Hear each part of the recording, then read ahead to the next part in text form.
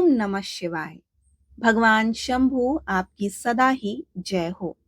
भगवान भोलेनाथ जो अपनी भक्त द्वारा की गई थोड़ी सी तपस्या, सेवा और प्रार्थना से प्रसन्न हो जाते हैं, ऐसे आशुतोष और उन्हीं की पूजा अर्चना करने का एक अत्यंत महत्वपूर्ण दिन यानी कि महाशिवरात्रि फागुन मास के कृष्ण पक्ष की चतुर्दशी तिथि को आने वाली है।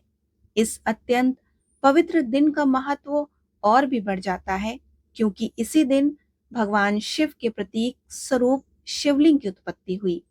सदियों से हम भगवान शिव के शिवलिंग रूप की पूजा अर्चना करते हैं, लेकिन क्या आप जानते हैं कि इस ब्रह्मांड में शिवलिंग की उत्पत्ति कैसे हुई?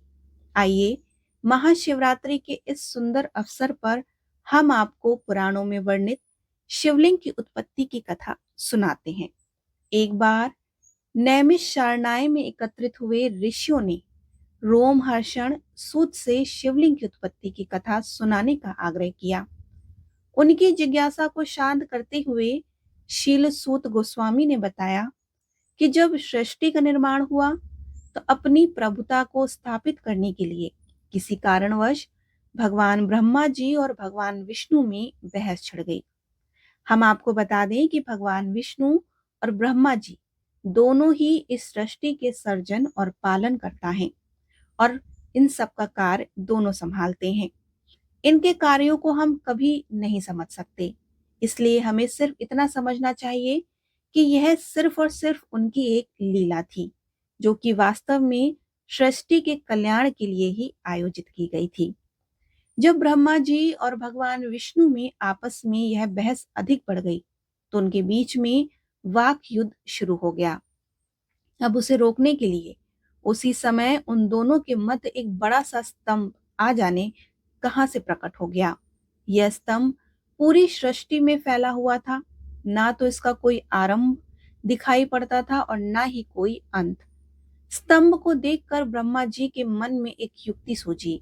उन्होंने विष्णु जी से कहा कि क्यों ना हम दोनों इसके दो छोर ढूंढने का प्रयास करें। जो भी पहले इसके छोर को ढूंढ कर लाएगा उसी की पूजा इस सृष्टि में की जाएगी। अब इस बात को लेकर दोनों में सहमति भी बन गई।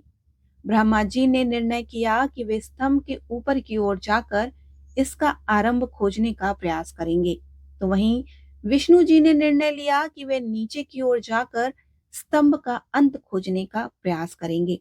फिर क्या था, भगवान ब्रह्मा हंस अवतार लेकर ऊपर की ओर उड़ चले और भगवान विष्णु वराह अवतार लेकर नीचे की ओर निकल पड़े। दोनों ही असीमित गति से उस विशाल स्तंभ के सिरों को ढूंढते रहे और इस प्रकार ना जाने कितने युग और समय बीत गए। युगों युगों तक ढूंढने के बाद भी इस स्तंभ का ना तो कोई छोर मिला और ना ही कोई अंत। अपने इन प्रयासों को असफल होता देखकर दोनों ने सोचा कि चलो अब वापस चलते हैं। उतने में ब्रह्मा जी ने एक फूल के ऊपर से नीचे गिरते हुए देखा, तो वो केतकी का फूल था। ब्रह्मा जी ने सोचा कि अगर यह फूल ऊपर से आ रहा है तो अवश्य ही यह इसके ऊपर के सिरे से नीचे गिर कर आया है। तो उन्होंने उस केतकी के फूल से पूछा कि अरे भाई, तुम ऊपर से यहाँ आ रहे हो, तो मुझे जरा बताओ कि स्तंभ का ऊपर का छोर कहाँ है। मैं उसे ढूंढने के लिए इतने समय से प्रयास कर रहा हूँ, लेकिन मुझे वो मिल ही नहीं रहा। यह सुनकर उस केतकी फूल ने कहा कि हे ब्रह्मदेव, मैं स्वयं ना जाने अनंत काल से स्तंभ के आसपास भ्रमण कर रहा हूँ, लेकिन अभी तक मैं सिर्फ इसके मध्य भाग तक ही पहुंच पाया हूँ। मैंने स्वयं स्तंभ का ऊपर का छोर नहीं देखा। अब यह सुनकर ब्रह्मा जी और परेशान हो गए, लेकिन फिर उन्होंने ऐसा कार्य किया जो उन्हें नहीं करना चाहिए था। उन्होंने उस केतकी के फूल से कहा कि देखो पुष्प, तुम मेरा एक कार्य करो। वास्तव में मैं और भगवान विष्णु इस स्तंभ का अंत खोजने का प्रयास कर रहे हैं और थोड़ी देर में जब भगवान विष्णु यहाँ आएंगे तो ना तो तुम एक काम करना कि तुम मेरे लिए प्रमाण बन जाना और भगवान विष्णु से कहना कि ब्रह्मा जी ने स्तंभ का ऊपरी छोर ढूंढ लिया है और वे वहीं से मुझे लेकर आए हैं। अब यह सुनकर बेचारा केत का फूल भी धर्म संकट में पड़ गया। अब ब्रह्मा जी को मना कैसे किया जाए। फिर हाँ ना करते हुए उसने ब्रह्मा जी की बात किसी तरह मान ली।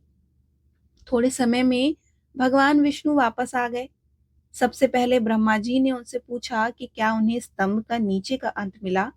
तो हमारे दीन बंधु दीनानाथ भगवान विष्णु ने बड़े निर्दोष शब्दों से कहा कि नहीं ब्रह्मा जी, मैं इतने समय से उसे ढूंढने का प्रयास कर रहा हूं, लेकिन मैं विफल रहा। मुझे स्तंभ का अंत नहीं मिल पाया। क्या आपने स्तंभ के ऊपरी हिस्से को प्राप्त कर लिया? तो ब्रह्मा जी ने बड़े गर्व के साथ कहा कि हाँ, बिल्कुल। और यह देखिए, यह केतकी का फूल है, इसका साक्षी है। पूछिए जरा। इससे ब्रह्मा जी की बात में केतकी पुष्प ने भी हामी भर दी। भगवान विष्णु से उसने झूठ कहा कि ब्रह्मा जी उसे वहीं ऊपर की छोर से लेकर आए हैं। अब यह सुनकर भगवान विष्णु ने बड़ी विनम्रता से ब्रह्मा जी से कहा कि हे ब्रह्मा जी, फिर तो आप हमारी शर्त जीत गए और मैं हार गया। आप तो सच में पूजनीय हैं। आइए मैं आपकी भव्य रूप से पूजा अर्चना और अभिषेक करता हूँ। इतना कहकर भगवान विष्णु ने षोडशोपचार से ब्रह्मा जी की पूजा अर्चना की, उनके पैर धोए। लेकिन अब यह सब देखकर भगवान शिव से रहा नहीं गया। जिस स्तंभ के सिरे को यह दोनों देवता ढूंढ रहे थे, उसी आग्नेय स्तंभ में अचानक से भयंकर कड़का हुआ। उसमें से भगवान शिव बाहर आ गए। वास्तव में वह स्तंभ और कुछ नहीं बल्कि स्वयं भगवान शिव का प्रतीक स्वरूप शिवलिंग था।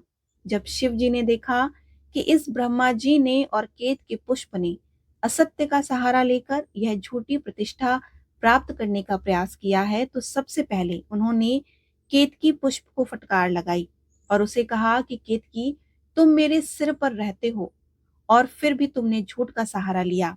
आज मैं तुम्हारा त्याग करता हूँ। इस विश्व में हर प्रकार के पुष्प, पत्ते, फूल, लताएं मुझे अर्पित की जाएंगी, लेकिन केतकी पुष्प का मैं कभी स्वीकार नहीं करूंगा। जाओ यहाँ से। इस प्रकार उसी दिन से भगवान शिव को केतकी का फूल नहीं चढ़ाया जाता। तो आप भी याद रखिए कि भगवान शिव को चाहे आप कोई भी फूल पत्तियां अर्पित करें, लेकिन केतकी का पुष्प कभी भी अर्पित मत कीजिए।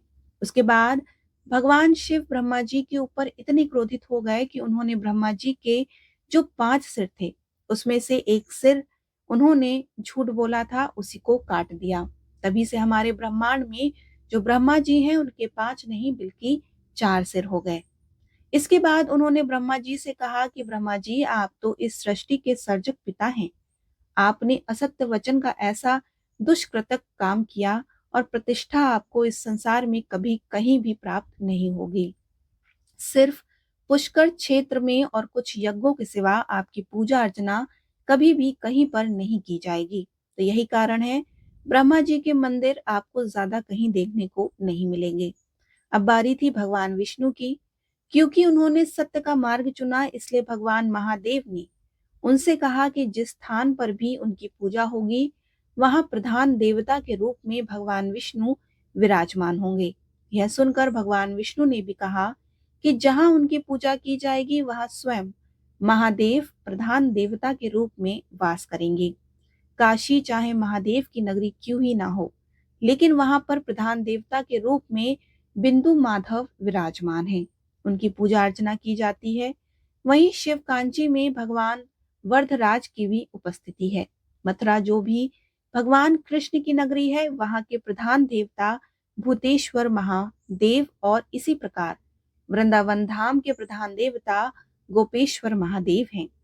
भगवान विष्णु तथा ब्रह्मा जी के मध्य प्रकट होने वाला यह शिवलिंग इस भौतिक जगत का प्रथम शिवलिंग माना जाता है। इस शिवलिंग का प्राकट्य दक्षिण भारत के चेन्नई के समीप स्थित अरुणाचल में हुआ। मार्गशीर्ष माह के आद्रा नक्षत्र में इस शिवलिंग का आविर्भाव हुआ था। भगवान विष्णु और ब्रह्मा जी ने पहले शिवलिंग की पूजा अर्चना की और वहीं से महाशिवरात्रि का दिन था, यानी कि फागुन मास की कृष्ण पक्ष की चतुर्थी तिथि थी। और यही कारण है कि हम हर साल इस शिवरात्रि के दिन शिवलिंग की पूजा अर्चना करते हैं।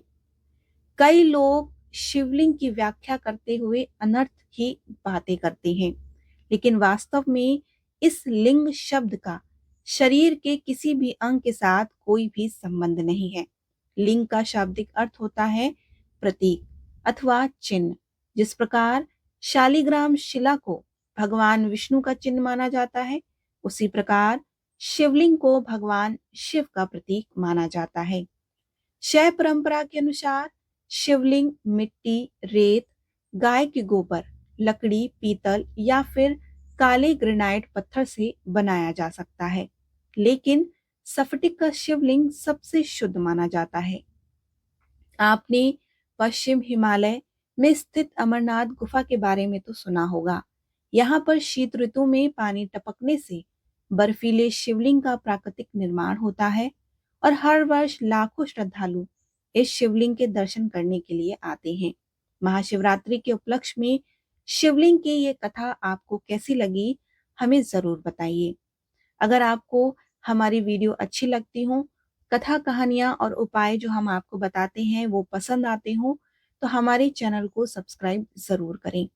साथ ही वीडियो कैसा लगा हमें जरूर कमेंट बॉक्स में जरूर लिख के बताएं और लाइक और शेयर करना मत भूलिए।